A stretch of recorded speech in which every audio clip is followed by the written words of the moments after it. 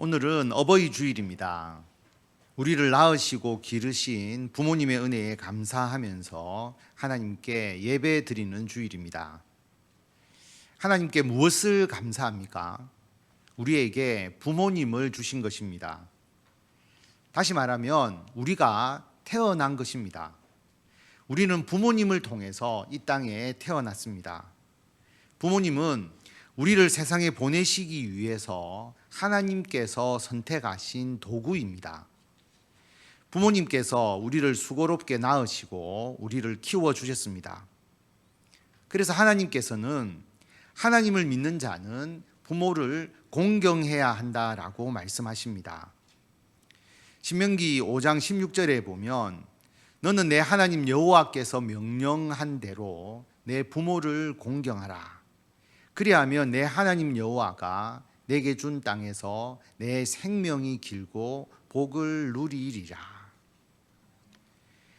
하나님의 율법 대표적인 것이 십계명입니다.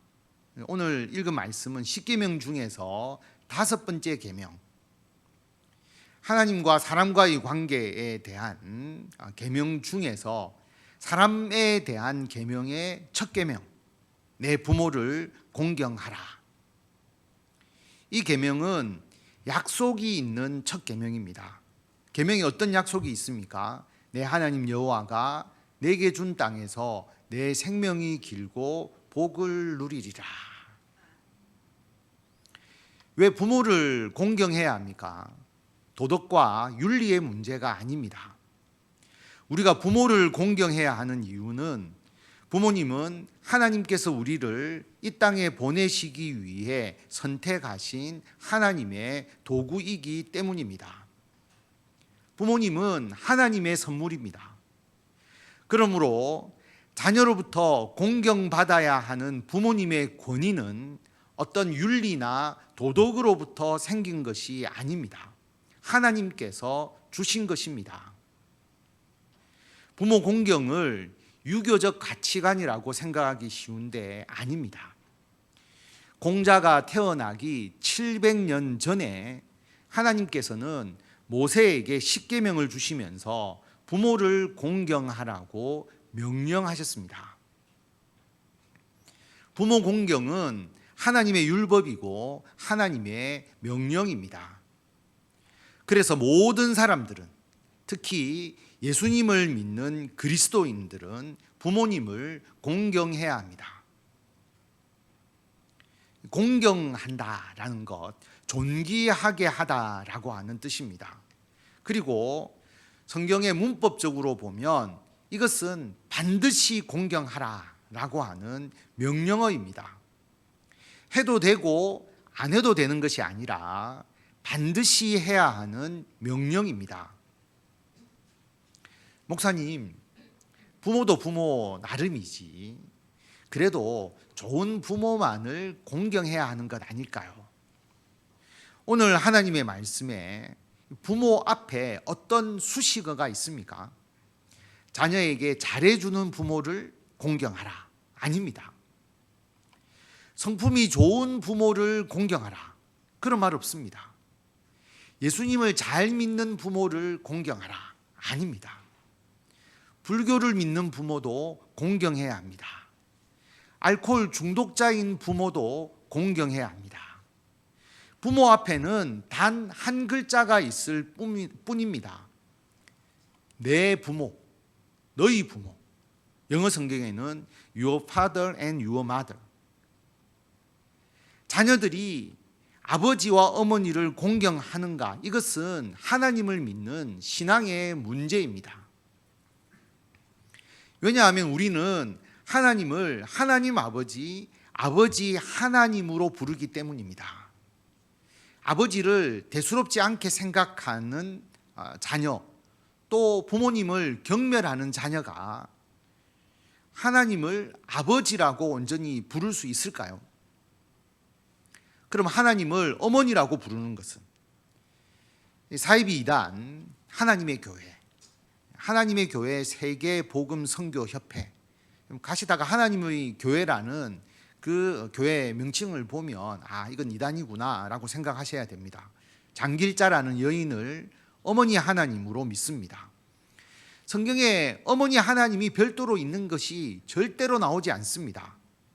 그러나 하나님께서는 아버지와 같은 성품을 가지고 계실 뿐만 아니라 어머니와 같은 모성애를 가지고 계십니다. 이사야 49장 14절에 보면 오직 시온이 이르기를 여호와께서 나를 버리시며 주께서 나를 잊으셨다 하거니와. 하나님께서 유다 백성의 죄를 심판하시죠. 그러니까 유다가 다른 나라의 침략을 받습니다. 결국은 나라가 멸망을 당해서 바벨론으로 포로로 끌려갑니다. 그러니까 유다 백성들이 어떻게 생각했느냐 하면 하나님이 나를 버리셨다, 하나님이 나를 잊으셨다, 그렇게 생각을 한 것이죠. 그때 하나님께서 이렇게 말씀하십니다. 여인이 어찌 그 젖 먹는 자식을 잊겠으며 자기 태에서 난 아들을 긍휼히 여기지 않겠느냐. 그들은 혹시 잊을지라도 나는 너를 잊지 아니할 것이라. 너희 어머니를 봐라. 너희 어머니 알지 않느냐? 어머니가 어떻게 젖 먹는 자식을 잊겠느냐? 어머니가 자기 태에서 난 아들을 어떻게 긍휼히 여기지 않겠느냐? 어머니가 자식을 생각하듯이 나도 내 백성을 생각한다. 너희들은 나를 잊을지 몰라도 나는 너희들을 잊지 않는다. 하나님께서는 우리의 아버지와 같은 권위, 어머니와 같은 은혜와 자비를 가지고 계십니다. 그러므로 우리는 하나님을 나의 아버지, 나의 어머니로 느끼면서 살아갑니다. 그러려면 우리는 아버지와 어머니를 공경해야 합니다. 이것은 하나님의 명령입니다. 부모를 공경하는 것이 하나님께 순종하는 것입니다. 부모를 공경하는 것이 하나님께서 주시는 복을 받아 누리는 비결입니다. 그럼 부모님은 어떻게 해야 할까요? 오늘 예배 드리는 대부분의 성도님들은 부모님입니다. 하나님은 우리들에게 부모로서 자녀에게 공경을 받을 수 있도록 엄청난 권위를 주셨습니다. 솔직히 우리 부모들이 그렇게 자녀에게 공경받을 만한 일을 한 것은 아닌데 말입니다. 우리 아이가 갓난아기 때에 밤중에 배고프다고 울면 우유를 줘야 되는데 그냥 귀찮아서 안 주고 잠든 때도 있으셨을 것입니다. 아들과 며느리나 딸과 사이 손자 손녀가 오면 기쁘지만 그렇게 이야기하죠. 가면 더 기쁘다. 밥 해주기 싫어서 컵라면 먹인 적도 있고 화가 나서 감정을 담아서 아이들을 때리기도 했고 형편이 어려워서 자녀 공부를 원하는 것만큼 시켜주지 못한 때도 있었고 우리는 부모로서 미흡하고 부족한 부분도 많습니다.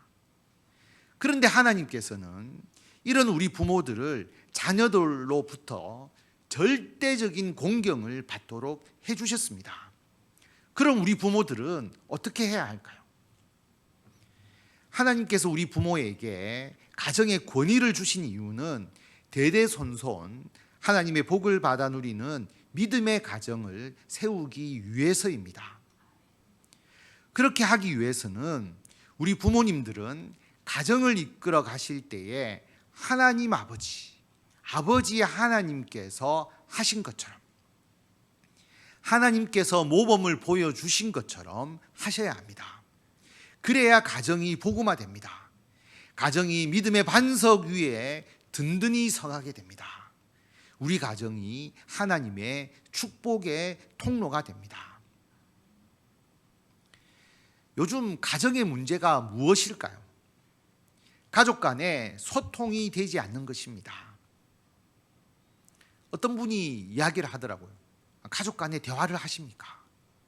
아이들과 이야기 나누세요? 여러분은 자녀와 대화를 하십니까? 자녀와 이야기를 잘 하십니까? 우리가 늘 하는 말, 밥 먹었냐? 경상도 말로 밥 묻냐? 또는 학원 갔다 왔냐? 요즘 잘 지내냐?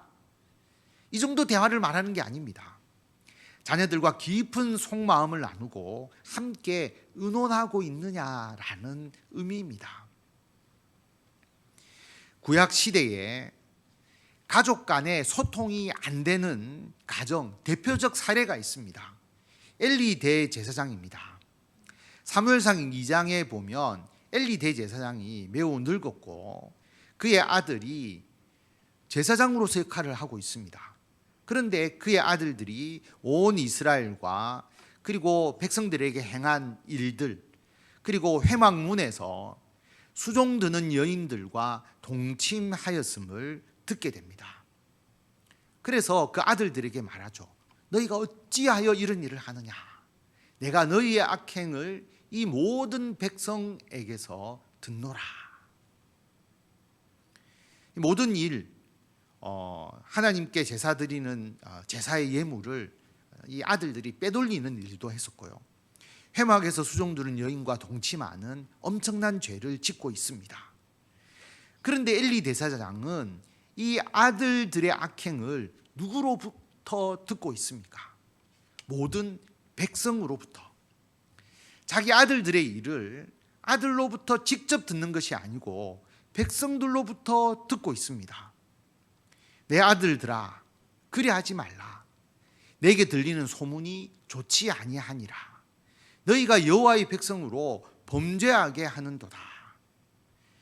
아들의 소식을 소문으로 듣고 있습니다. 아버지가 아들이 뭘 하는지를 모르고 아들과 소통하지 못하고 있습니다. 여러분, 엘리와 그 아들들이 멀리 떨어져 지내는 게 아닙니다. 엘리가 대제사장이고 아들들이 제사장의 일을 하고 있습니다. 요즘 말하면 같은 회사를 다니는 겁니다. 같이 일하고 있는데도 대화의 단절. 아버지가 아들의 행동을 전혀 알지 못합니다. 그래서 엘리가 아들을 책망을 하죠. 사람이 사람에게 범죄하면 하나님이 심판하시려니와 만일 사람이 여호와께 범죄하면 누가 그를 위하여 간구하겠느냐. 제사장의 일을 하면서 악을 행하니까 하나님께 범죄한 것이잖아요. 그래서 엘리가 아들을 이렇게 책망을 했는데 하되라고 나와 있죠. 그들이 자기 아버지의 말을 듣지 아니하였으니 이는 여호와께서 그들을 죽이기로 뜻하셨음이더라. 아버지의 말을 그 아들들이 전혀 듣지 않습니다. 소통이 안 됩니다. 아버지로서의 말에 권위가 없습니다. 그래서 엘리의 두 아들 홈니와 비느하스는 전쟁에서 죽게 되고 엘리는 그 충격으로 또 죽습니다. 나중에 엘리의 가문은 대제사장직을 박탈당하게 됩니다. 반면에 소통이 너무 잘 되는 가족이 있습니다. 아브라함과 그 아들 이삭입니다. 아브라함이 아침에 일찍이 일어나 나귀의 안장을 지우고 두 명의 종들과 아들 이삭을 데리고 하나님이 자기에게 일러주신 곳 모리아 산에서 그 아들 이삭을 제물로 삼아 하나님께 제사를 드리라라고 하는 하나님의 그 말씀을 지키기 위해서 번제에 쓸 나무를 쪼개 가지고 떠나게 됩니다. 3일 동안 걸어간 것이죠. 이제 그곳이 멀리 보이게 됩니다. 아브라함이 종들에게 너희는 나귀와 함께 여기서 기다리라.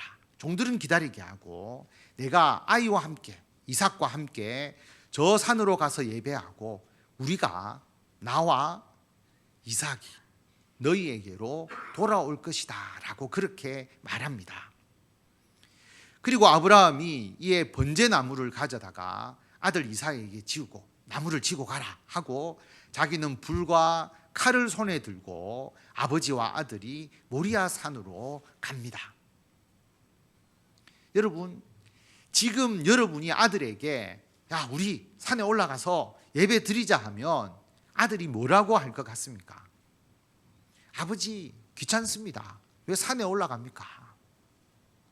아버지 왜 나무를 무겁게 지고 올라가야 됩니까? 산에서 그냥 대충 우리가 구하죠. 아버지만 그냥 다녀오시죠. 저는 그냥 여기 있겠습니다. 그런데 아버지가 아들에게 함께 산으로 올라가서 예배하자라고 했을 때 아들이 따라갑니다. 평소 아버지 아브라함과 이삭과의 관계를 잘 알 수가 있습니다. 이삭이 아버지 아브라함에게 말하죠. 내 아버지여, 아버지가 내 아들아, 내가 여기 있다. 아들 이삭이 말합니다. 불과 나무는 있는데 번제할 어린 양은 어디 있습니까? 여러분, 이삭이 아무 생각 없이 따라간 것이 아님을 알 수가 있습니다. 이삭도 예배에 대해서 생각하고 예배를 준비하고 있음을 알 수 있습니다. 불도 있고 나무도 있는데 왜 아버지는 번제로 드릴 어린 양을 안 가지고 가시지? 이삭도 예배를 준비하고 함께 예배 드릴 생각이 있었기 때문에 번제물이 없다라고 말할 수 있는 것입니다. 아브라함이 내 아들아, 번제할 어린 양은 하나님이 자기를 위하여 친히 준비하시리라, 그렇게 말하고 두 사람이 함께 나아가서 하나님께서 일러주신 그 모리아산에 이르게 됩니다. 그리고 그 다음 아브라함이 그곳에 제단을 쌓고 나무를 벌려놓고 그의 아들 이삭을 결박하여서 제단 나무 위에 놓고 손을 내밀어 칼을 잡고 그 아들을 잡으려 할 때에, 여러분 이 장면을 잘 생각해 보십시오. 아버지가 아브라함이 이삭에게 아들 손 탁 내밀고 아버지가 막 이렇게 결박하고 가만히 있어. 그러면 아버지가 이삭을 이렇게 결박하는, 여러분 그렇게 했을까요? 아니죠. 갑자기 아버지가 아들을 묶으려고 하면 저항하거나 도망가려고 하는 것이 일반적이지 않겠습니까? 만약에 이삭이 순순히 결박을 받았다면 그 산에서 아버지가 결박하기 전에 아들 이삭에게 하나님께서 말씀하신 그 내용을 충분히 설명했다는 뜻입니다. 올라갈 때까지는 몰랐어요. 그런데 올라가서 아들에게 설명했다는 것이죠. 이삭이 아버지 하나님이 전해준 하나님의 뜻을 이해한 것입니다. 그리고 그 아버지의 말씀을 받아들인 것입니다. 여러분 결과는 잘 압니다. 이것에 대해서 제가 많은 말씀을 전할 수 있는데 오늘은 어버이 주일이니까 그 세부적인 말씀은 다음 기회에 전하도록 하고, 결국 하나님께서는 이삭을 죽이지 못하게 하시고 순양을 이미 준비해 두신 것이죠. 그래서 그 순양을 대신 제물로 받으셨습니다. 직접 아들을 죽이고자 한 것이 하나님의 뜻이 아니다라고 하는 것이죠. 아브라함과 이삭은 이를 통해서 하나님의 복을 받은 믿음의 가정의 근원이 되었습니다. 성도 여러분, 엘리 대제사장과 아브라함은 완전히 대조되는 가정의 모습을 보여주고 있습니다. 엘리는 저주와 심판의 가정, 아브라함은 믿음과 축복의 가정. 엘리 대제사장은 대제사장의 권위로서 아들들에게 말했는데 아들들에게 그 말이 전혀 먹히지 않았습니다. 아브라함은 제사장도 아니고 단지 아버지로서 아들 이삭에게 말했는데 이삭이 받아들이고 순종했습니다. 그 차이가 어디에서 비롯되었을까요? 그 답은 우리의 아버지 어머니이신 하나님께서 하나님으로부터 찾아야 합니다. 우리는 하나님을 본받아서 우리 가정이 아브라함과 같은 믿음의 가정, 복의 근원이 되는 가정이 되도록, 우리 가정은 문제없어, 잘하고 있어, 자만하지 말고, 우리 가정은 잘 안 돼, 낙심하지도 말고 끝까지 노력해야 합니다. 하나님은 아버지와 같은 권위를 가지신 분입니다. 율법을 주시죠. 율법을 지키지 않으면 그 죄에 대해서 심판하시는 하나님입니다. 여러분, 이스라엘 백성들이 출애굽한 후에 시내산에 도착을 합니다. 시내산에 하나님이 딱 임재를 하면서 하나님께서는 그 시내산 주위에 어떤 사람도 얼씬하지 못하도록 했습니다. 그리고 하나님께서 이스라엘 백성들에게 십계명을 주시고 반드시 지켜야 할 율법을 주셨습니다. 여러분, 이런 하나님의 모습을 보면 하나님은 마치 유교적인 아버지, 가부장적인 아버지의 모습이 엿보입니다. 우리나라 예전에 그렇게 하지 않았습니까? 아버지와 같이 밥상에도 같이 앉지 못하도록 하는 유교적 가부장적인 아버지. 아버지의 명령과 규율이라면 절대적으로 복종하도록 하는 그런 아버지. 너가 감히 아버지의 명령을 거부해? 그런 식이죠. 혹시 하나님이 이런 아버지라고 생각하시고 이런 권위를 가지려는 부모님이 혹시 계시지는 않으십니까? 그런데 여러분, 하나님이 정말 그런 분이십니까? 시내산에 나타난 하나님의 위엄, 아무도 근접하지 못하게 하는 하나님의 위엄이 분명히 있습니다.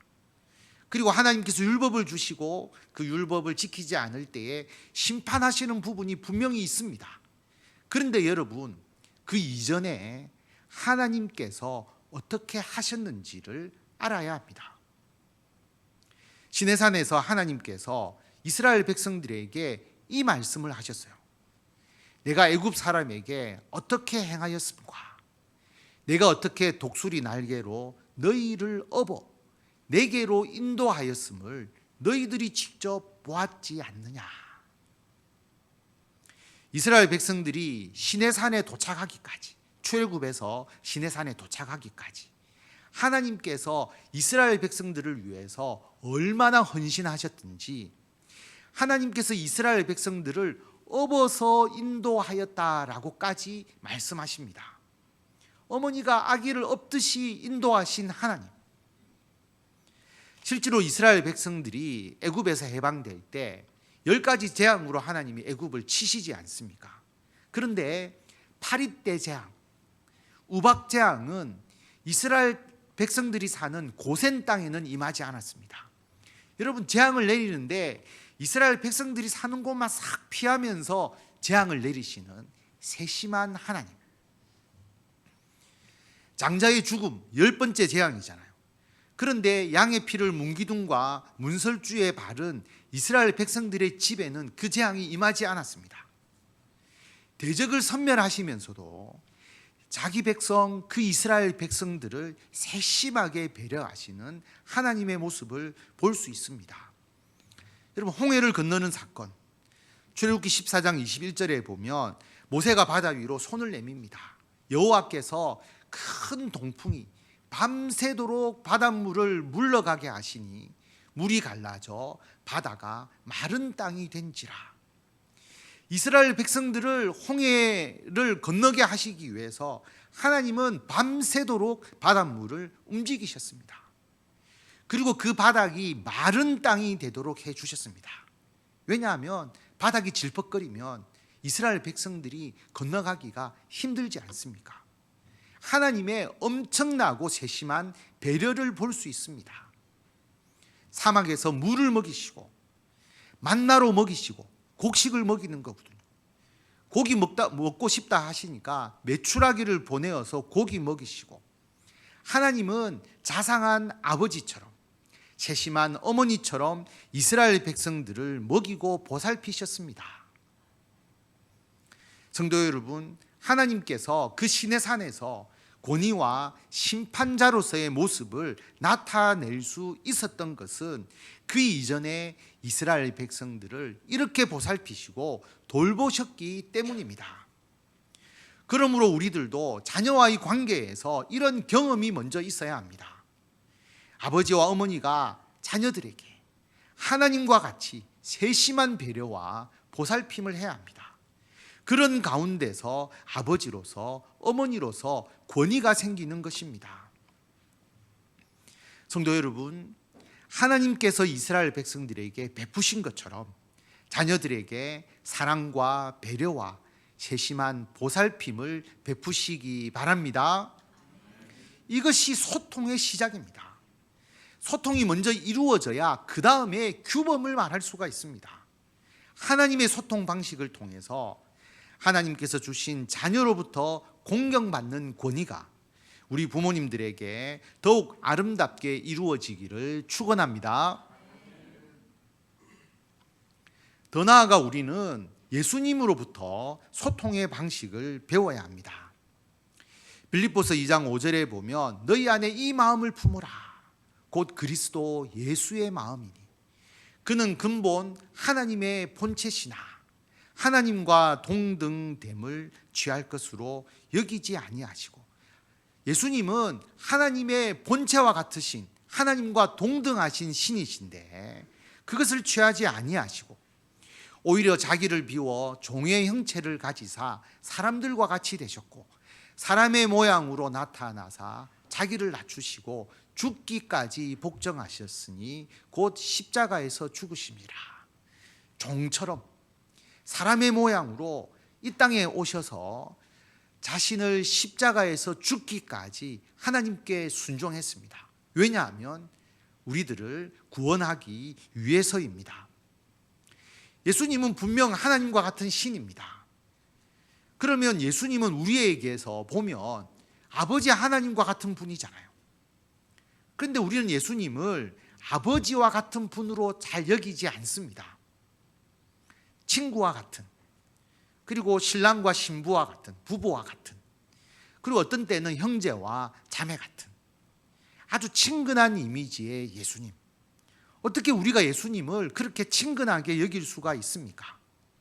자기를 비워 종의 형체를 가지시고 사람들과 같이 되시고 사람의 모양으로 나타나셔서 우리와 똑같은 사람으로 나타나셔서 그렇게까지 자기를 낮추시고 죽기까지 하나님께 복종하셔서 우리를 위해서 십자가에서 죽으셨기 때문입니다. 성도 여러분, 예수님처럼 자녀와 소통하시기를 바랍니다. 자녀의 수준까지 낮아지셔야 합니다. 자녀의 관점으로 생각하셔야 합니다. 그래야 자녀와 진정한 소통이 시작될 수 있습니다. 자신을 낮추신 예수님께서 어떻게 되셨습니까? 예수님의 권위, 신으로서의 권위를 다 이루셨습니까? 아닙니다. 이러므로 하나님이 그를, 예수님을 지극히 높여 모든 이름 위에 뛰어난 이름을 주사 하늘에 있는 자들과 땅에 있는 자들과 땅 아래에 있는 자들로 모든 무릎을 예수의 이름에 꿇게 하시고 모든 입으로 예수 그리스도를 주라, 주님이라 시인하여 하나님 아버지께 영광을 돌리게 하셨느니라. 성도 여러분, 자녀의 수준으로 낮아지고 또 낮아지셔서 자녀와 소통하는 부모님이 되시기 바랍니다. 부모님의 말씀이 자녀들에게 권위가 있게 됩니다. 더욱더 자녀로부터 영광받는 부모님이 되십니다. 성도 여러분, 하나님께서는 우리 부모들에게 부모를 공경하라는 절대적인 명령을 주셨습니다. 어떤 이유에도 불문하고 자녀는 부모를 공경해야 합니다. 하나님께서 그 가정에 풍성한 복을 주십니다. 우리 부모님들은 자녀로부터 공경받을 하나님께서 주신 권위가 있지만 그 권위 이전에 하나님 아버지께서 이스라엘 백성들을 위해서 사막에서 물을 내어 마시게 하고 광야에서 만나와 메추라기로 먹이고 마른 땅을 밟고 홍해를 건너게 하시고 마치 업어서 이스라엘 백성들을 인도하신 것처럼 우리 자녀들을 위해서 세심한 보살핌을 베푸시기 바랍니다. 먼저 보살핌과 배려로 소통하고 그 다음 지켜야 할 규범을 말하셔야 합니다. 하나님과 동등한 본체이신 예수님께서 인간으로 이 땅에 오셔서 우리를 구원하셨듯이 우리 모두가 자녀의 위치로 낮아지셔서 자녀의 입장에서 자녀를 위해 자녀와 함께 소통하며 믿음의 가정을 세워나가시고 하나님께서 약속한 풍성한 복을 받아 누리시는 성도 여러분과 가정 되시기를 축원합니다.